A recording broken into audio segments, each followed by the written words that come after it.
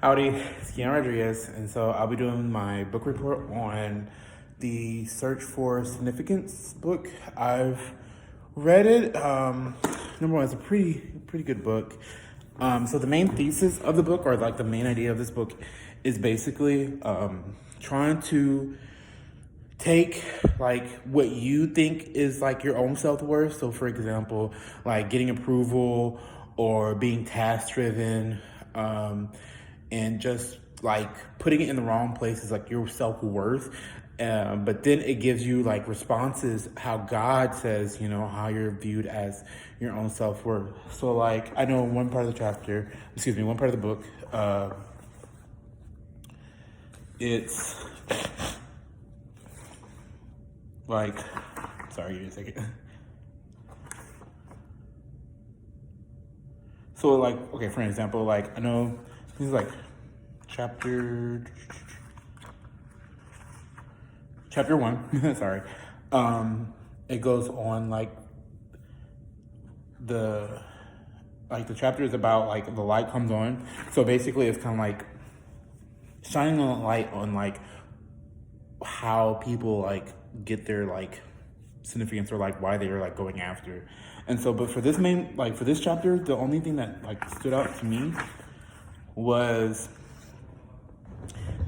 what McGee said: as Christians, our fulfillment in this life depends not on our skills to avoid life's problems, but our ability to apply God's specific solutions to those problems. An accurate understanding of God's truth is the first step toward discovering significance and self-worth. So basically this first chapter sets like the foundation of what this book is going to be about. And of course, the rest of the book is going to be like, look more like specific in these type of areas, how humans will like gain or try to gain or try to get off self-worth from find their self-worth in other things except for what God like says your self-worth is. And I know like chapter 2 is about like the origins of like searching for yourself, like the search for the significance. And it gives a description of Adam and Eve and after they fell, and how Satan uses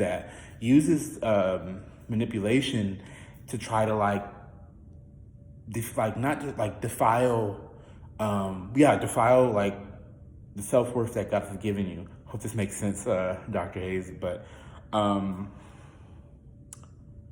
that's what really is what the book is saying. And these are the two portions that I really find like meaningful, especially so like the second chapter, like the origins of like how humans try to gain their self-worth, because like God is disconnected from man because of Adam and Eve's sin. And then so we try to find our own self-worth and by our own skills and our own mindsets. Another thing that kind of stuck out to me was trying to get approval.